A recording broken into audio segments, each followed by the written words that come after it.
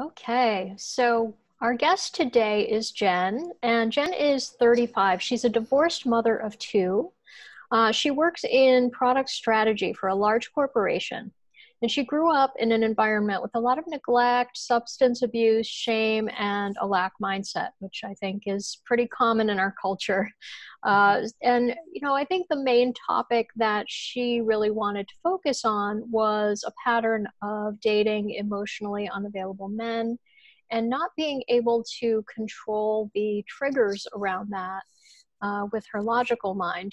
She has a great conscious understanding of why she shouldn't be triggered by the things she's triggered by, and yet there it is. So, welcome, Jen. It's Thank you. really wonderful to have you here, and I appreciate you being on the show. Likewise, I'm excited. I mean, I know just in my social circle and, life in general, this is not a unique issue, but it's certainly one that is tricky to tackle. So I'm excited to talk about it and hopefully learn something and maybe share with others. Definitely. Yeah. So, prior to even getting these tools that we're going to be going over today, what else have you tried in order to work on, these issues that, well, actually, no, you know what? I want to back up a little bit. Sure. I'd like you to tell me a little bit more about the trigger itself, like what this has looked like as a pattern in your life as far as the emotionally unavailable men, that especially the more recent stories, but also the pattern of that showing up in your life and how you react when that comes up.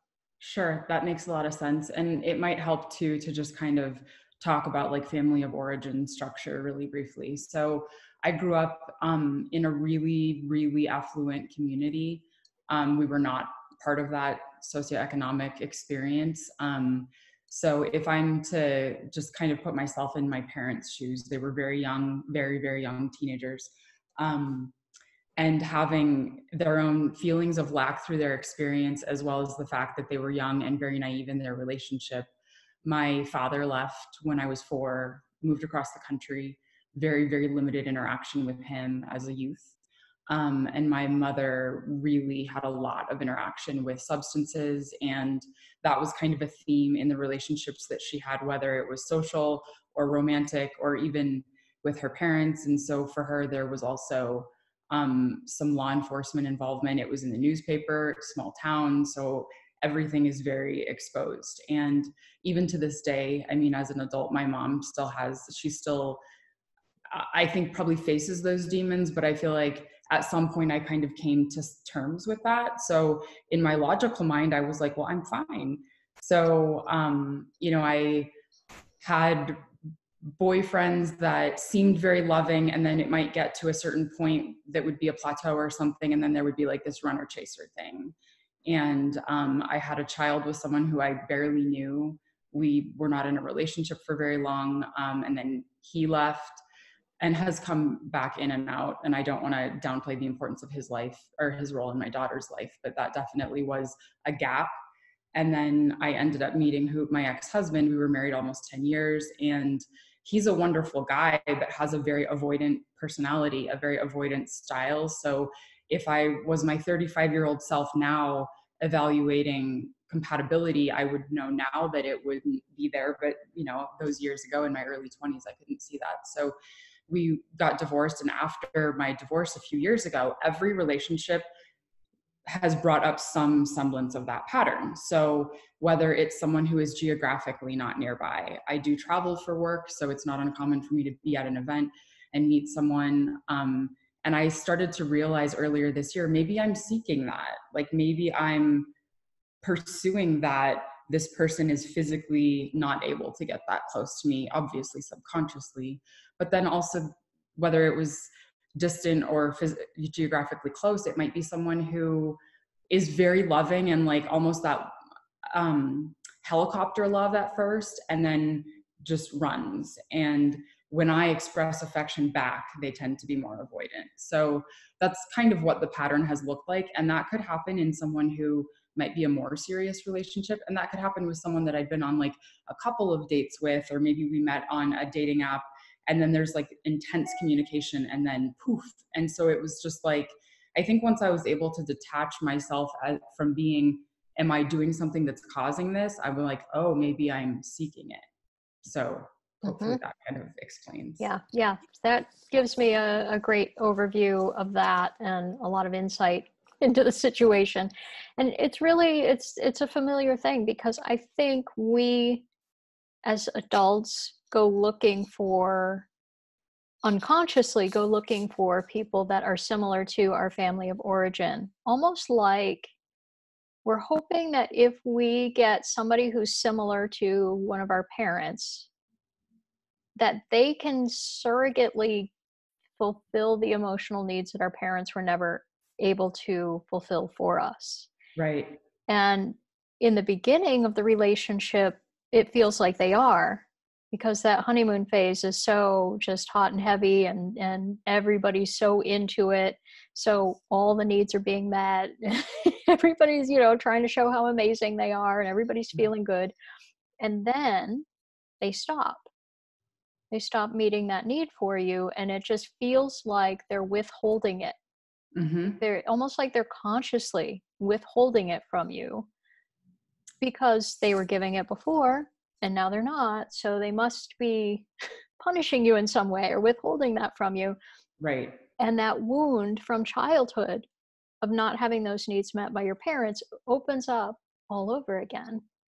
Completely. I think that I also started to recognize a situation where I love peace. I love serenity, and that's something that I'm very aware of in my solitary experience. But I think I started to see that in a relationship dynamic, I almost was like repelled by that, because it was like my mother was so dramatic. There was always a crisis, and there was really no emotional room for my sister or I to just be kids or whatever. So everything always involved drama, and there was a lot of like literal drama. And I started to realize that's what I know as like a love environment. I'm associating that sort of conflict and chaos as normalcy, even though I logically know that it's undesirable. It's what I learned love looks like. And so it's just such a strange thing to look at. And then it's like, what do I do with that? Mm-hmm. Yeah, yeah. I'm going to make a note of that too. Um, love equals drama. Yes, that's a common one too. It really is amazing how much we base our expectations on our previous history. Yeah. And I see the same thing when people start doing a lot of emotional clearing work and they get to a place of peace when that's not what they're used to. There's this sense of boredom, and then they almost go looking for something to cause some kind of drama in their lives just because they don't know what to do with themselves, or they think that calm equals boredom. Right. I think also for my sister and I've spoken about this, and it's also that it's like when the calm is coming, you're able to anticipate the drama that's coming, and that's creates anxiety. So it's like this calm is not right because I know something terrible is coming. So if I keep my attention occupied, then I'm not in that state Yes. of anticipation. And Yeah. it's been such an eye-opening sort of realization. But then again, it's like, okay, so is this just the bag I'm left to carry? Mm-hmm. Yeah. Okay. So tell me, what have you tried previous to trying out these techniques a little bit? What kind of Sure. work have you done to try to deal with some of these emotional wounds from childhood and the emotional stuff around the romantic relationships? So while I was married, early in my marriage, I should say, so probably I think maybe 3 or 4 years into that, and again, we were married for about 10 years, I went into a clinical therapy setting, and that was the first time that I'd had that structured, um, very accessible, depending on your insurance situation, dynamic. And it really, for me, just wasn't a good fit. I think it's just not the right, in that environment. I don't know, maybe I wasn't in a place to hear, but it didn't feel like it was looking at the right things, and it also didn't feel like it was giving tools that were practical for me. And so that didn't continue for very long. And then during my divorce, I started to really dive into sort of more on like the spiritual side of like personal development, personal growth. And that's been really helpful. I think it's a really good supplement, but it's not curative, or at least I haven't found that alone can be. So there's obviously a lot of really practical advice that's given, like, journaling, visualization, meditation, and those also have been very supplemental. So um, I have done some energy healing, like I met with a Reiki healer, and all of these little things are great for spot work, and they've been helpful and very revealing. But then it almost is like that's what's helped open my eyes to the problem, but they aren't necessarily putting you on the right road to resolving it. So I praise all of those things for sure, but again, I think that they're part of a toolkit. So Yes, yes. that's what brought me here. Right. Yeah. You're speaking my language. That's exactly my experience with all of that as well. So Okay. yeah, I get it. So when you started kind of practicing for this and started playing with the PS Tech tools, what have you tried to use it on so far? Sure. Like what kind of issues have you played with it with? So primarily two main issues, and I can be a little bit. I got my gift of storytelling from my grandfather. So I if like I it. I am like it. elaborate, sometimes it just helps to paint the picture. So again, I came from a really non.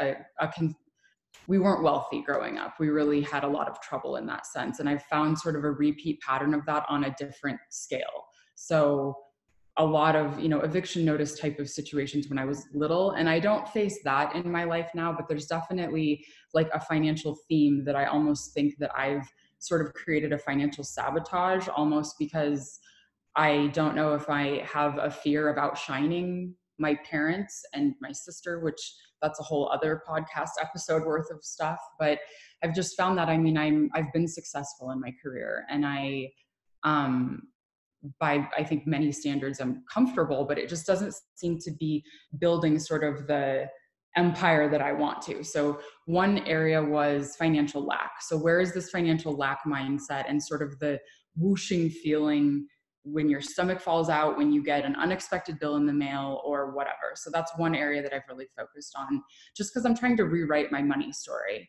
I'm trying to change my relationship with money because I have the income side to support it. So it's like, how can I change my energy to it?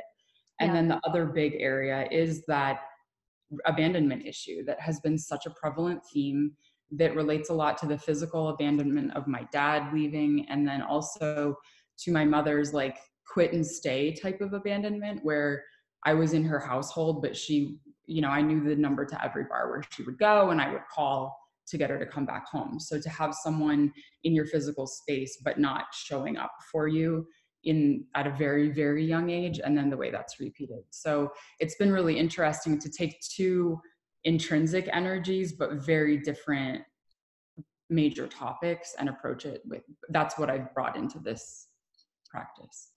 Yeah.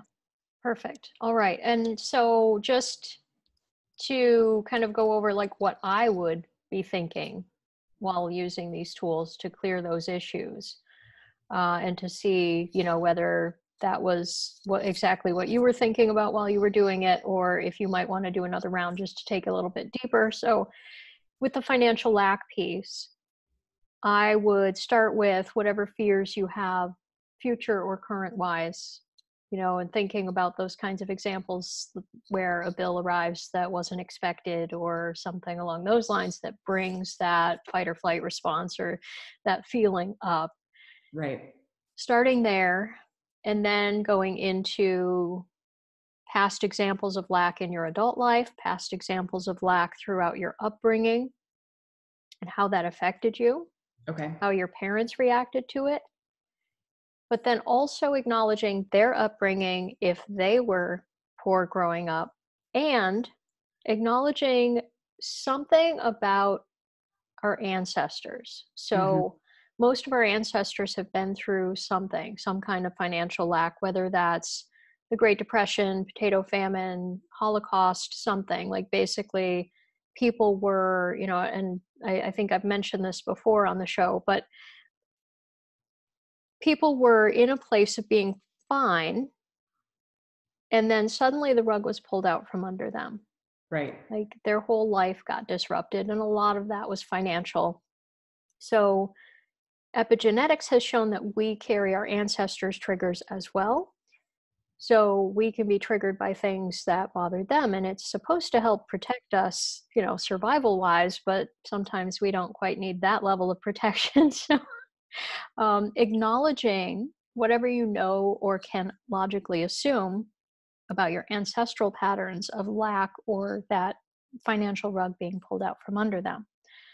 So rather than just focusing on the current fear or the obvious past, things related to that, really going deeply into, of course, your past relationship with money and your upbringing around it, but also going into the ancestral stuff. And if you happen to know whether you've had past lives where there was a struggle financially, you could throw those in there too, but it's not usually necessary, but it can help if you if you know that or can logically assume that that's been a pattern Sure. for you for lifetimes.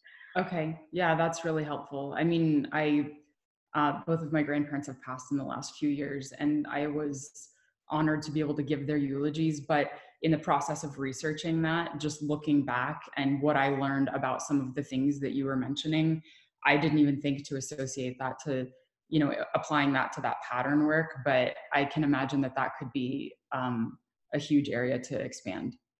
Yeah, Okay. absolutely. And what you would do, because you don't have any conscious feeling about those things, Right.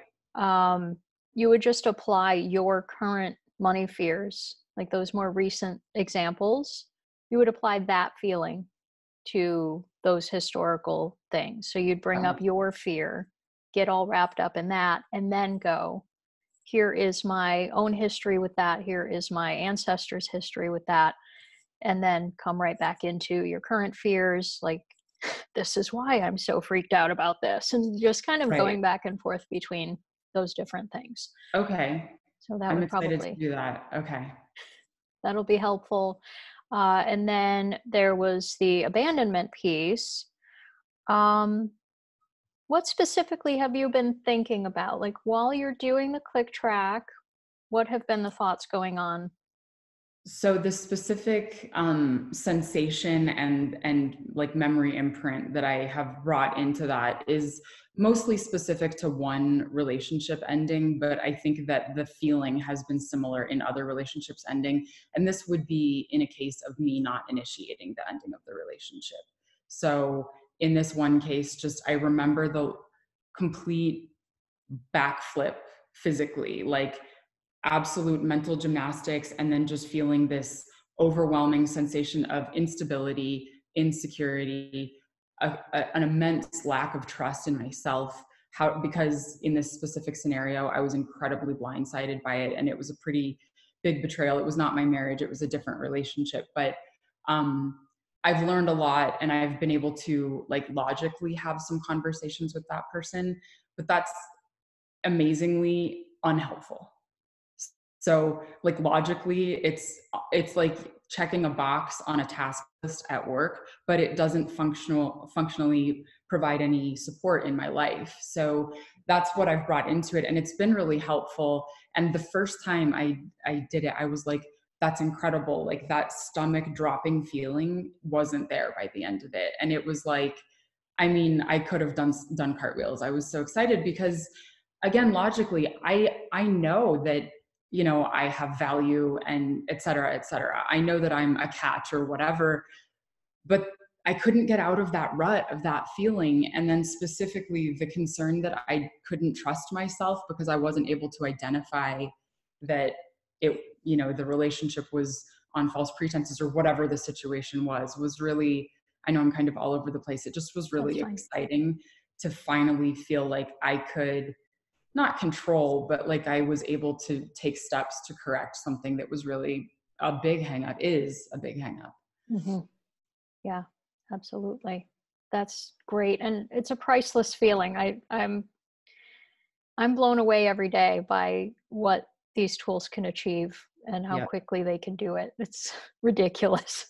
I started to kind of think about it from after that, because to your point, and just after what you mentioned about epigenetics, because my dad's mother, and my dad is the one that I obviously have that feeling with, she was adopted, and we can't find traces of her family of origin, but we found these little breadcrumbs that make it, if I'm putting myself in her shoes, I think I would have extreme feelings of abandonment. And the way that that has presented as kind of this chronic problem. And, you know, I have these two daughters, and I'm just so excited that I might be able to help infuse healing for them as well, so that they don't trip into the same fate.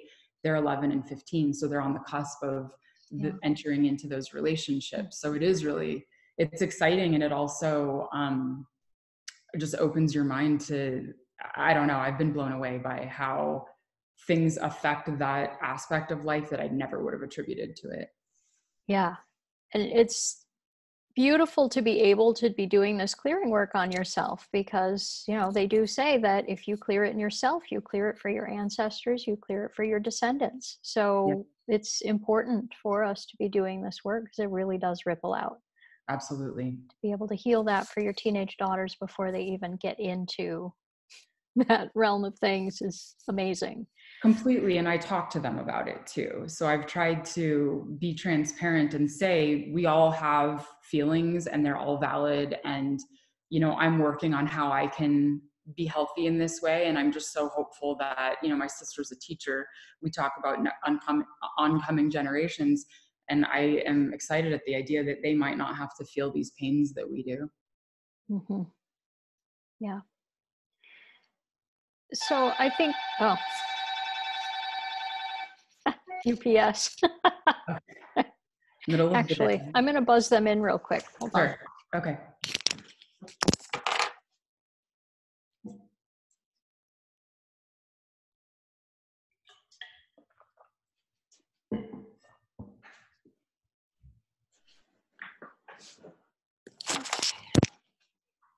All right. Sorry about that. No problem.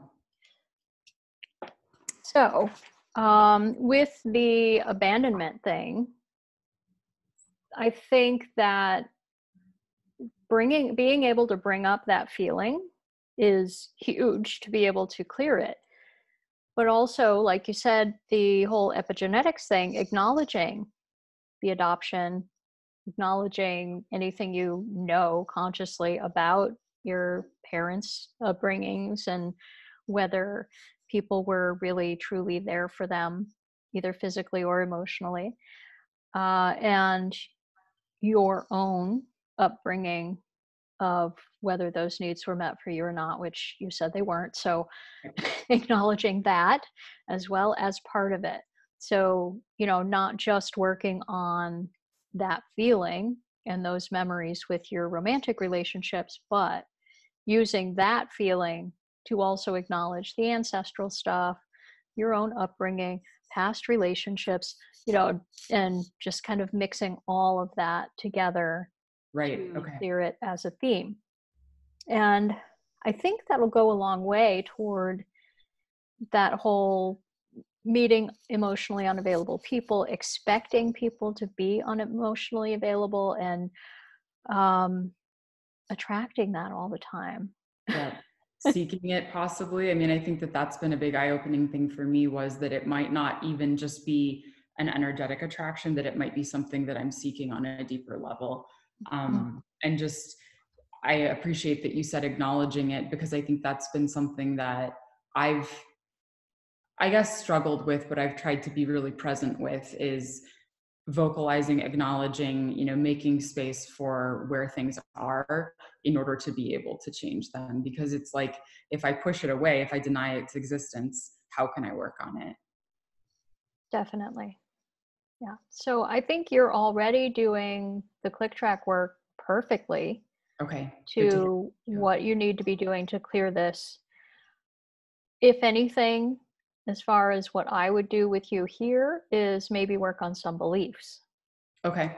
because you've already got the click tracks, you've already got the capability to do that, and you're already on the right track with what you're thinking about while you're doing them. And you're getting the results that you're looking for. So I don't really think that you need a ton of guidance as far as that goes. So let's examine some beliefs around who you're attracting or what's going on there. So, there could just be a belief of, I had the belief nobody was ever really there for me, Hmm. or I had the belief that people always abandoned me or people always left me, I something. think the second part of what you said resonates, and I've been trying to kind of grasp that. Like, what is that belief? What does it look like? And I think it feels a lot like the people who are supposed to love me don't stick around, and then just trying to make sense with, is the feeling there and they leave, or is it that it's all false, or does that even matter? Possibly not. And then also, so there's this idea of like your family structure and those people not being there, but then also people not fulfilling what they say they'll do. So the I love you, I'll be here, whatever, and then they don't end up doing that. And I think that there's also probably some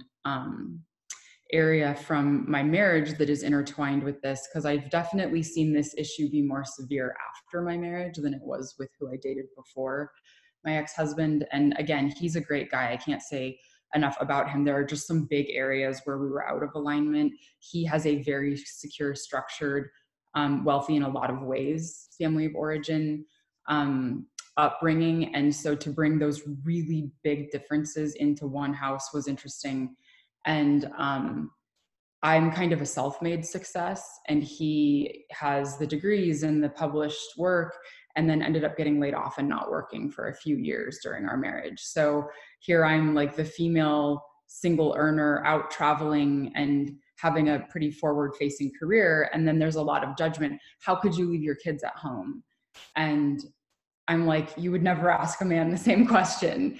And then my ex-husband being at home and then coming home, and I'm still needing to kind of be the leader of the house. And in his defense, he was definitely going through his own dark night of the soul. So I, again, can academically understand that, but that doesn't help when I'm exhausted after coming back from a long trip and I'm still contributing to the physical needs of the house and the kids and whatever. And I really want someone to rub my shoulders and lift me up. And the person who I'm spending space, sharing space with isn't doing that. So it's both from the childhood piece as well as, so I'm trying to kind of unlock those thoughts. What is that belief? What is it? What am I hearing from that experience? And I don't know yet. Yeah. Okay, so there's a few that came up for me. I was kind of jotting down as you were talking. The first one is a statement, people who are supposed to love me always leave, or you can phrase the end of that however you want to, but Right. there's that. I couldn't trust people to stay, or I couldn't trust people to consistently support me. Yep. And then this is a really popular one that a lot of people I work with have to do, is either it's my job to take care of everyone, or it's my job to take care of everything. Or both. Yep. Exactly. Yeah. Um, so do any of those really jump out at you? I mean, they all do, but it's really funny that you say trust because, I mean, like I mentioned when you were asking about different um, types of practice, I do journal, and there have been some prompts that I've read that talk about trust. And I feel like I definitely try to live by a belief that the best way to earn trust is to trust. And so I have thought that I've had a healthy dynamic there. But the second that you said that, it was a huge like pang. So I think that probably is a huge I was unaware of that area being really a problem for me. Okay. All right. So something around I can't trust people to consistently support me. Yeah. And so, okay, using the Belief Blaster tools is a little different than using the click tracks. There isn't any clicking or tapping like there is with the click tracks. It's a little bit more along the lines of traditional hypnosis, but it's still not as relaxy as you'd expect. Okay. But basically, what you do is you pick a statement and then you put it in the past tense because you are going to be saying it in a loop in your head silently over and over and over again. You Okay. don't want to be repeating a statement that's negative in the present tense. So That makes by sense. saying it in the past tense, you're acknowledging up until 1 second ago, this is the belief I had, or up until the beginning of this track, this is the belief that I had. Um, but you're also, alongside of repeating the words over and over and over again, you're also trying to prove that that belief is true. So you're giving all the evidence throughout the course of your life that this statement that you're saying to yourself is absolutely true. Here's all my proof. Here's all my evidence. Here's all the fears I have around that. And just, it's not as emotional as the emotion, the click tracks. It's more just about the belief that you have about yourself, about others, about the way the world works, and unraveling that. Okay. So if emotions arise, you can go ahead and feel those and acknowledge those. If they don't, that's okay too. It's not as important to bring up the feeling with this tool. It's more just repeating the statement in a loop in your head and trying to prove that that's correct and trying your hardest to hold on to that belief throughout the course of the track. Okay. So we will be right back after we've done one round of Belief Blasters on I couldn't trust people to consistently support me. Okay. I mean, that's really remarkable. So did you find that you were unable to keep the words really strongly in your mind throughout the track? Did they start to disappear? Yeah, so they started to like dim before they disappeared. Um, but it was like I kept having this sensation like an anchor, like being underwater, and then it just would like lighten. And you know how when there's air in something, it can't stay underwater anymore. It was kind of like that, and it just started to kind of evaporate and like not be able to even be. I mean, obviously we all have a lexicon, so like the words were still there but they could not be together, if that makes sense. It was Yes. really interesting. Yeah. Yeah. So I find usually when this tool is working, either the words start to try to disappear or you can't put them in the right order anymore, or your brain will start to show you examples of where that belief has not been true.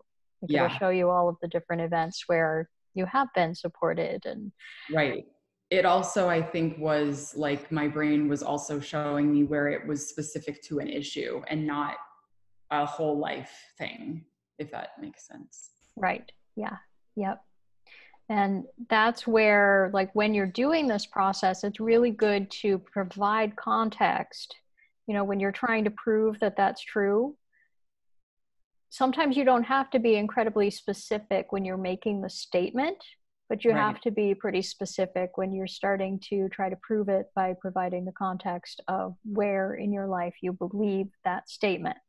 So if it's just in your love life, then that's where you would focus your attention, and you wouldn't be thinking of it as this general thing that shows up in every aspect of your life, unless right, it does show up in every aspect of your right. life. Okay, that makes sense. Wow.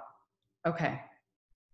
So that's great. I'm really excited that you were experiencing a big shift with it that you could really observe occurring as you were going through the track. That's fantastic.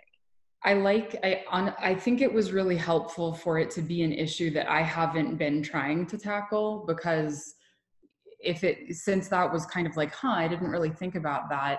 It was very pure, instead of me being able to like justify or explain or maybe associate a different area where it's like trailed off or something like that.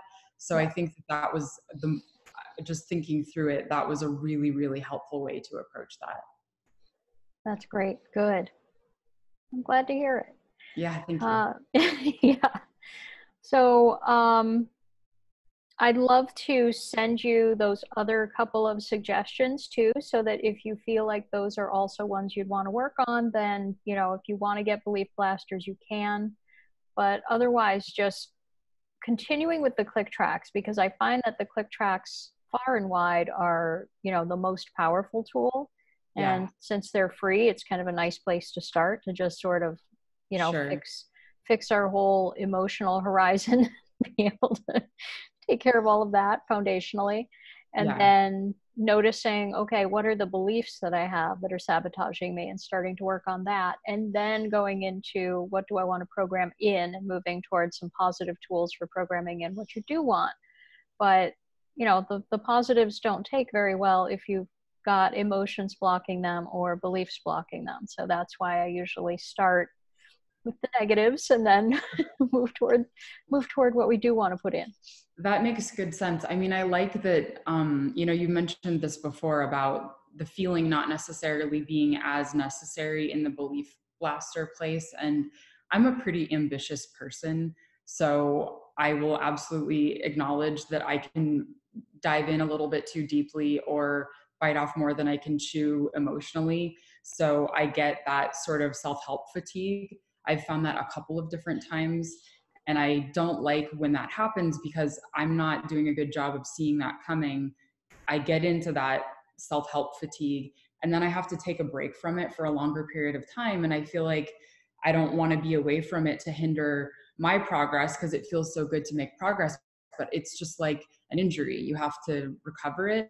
So the belief blaster was really cool because it feels like something that could layer into something to help mitigate some of that self-help fatigue. So I really like Absolutely. that Yeah. And I too. mean, even just whatever belief you have of like, you have to get it done now, just.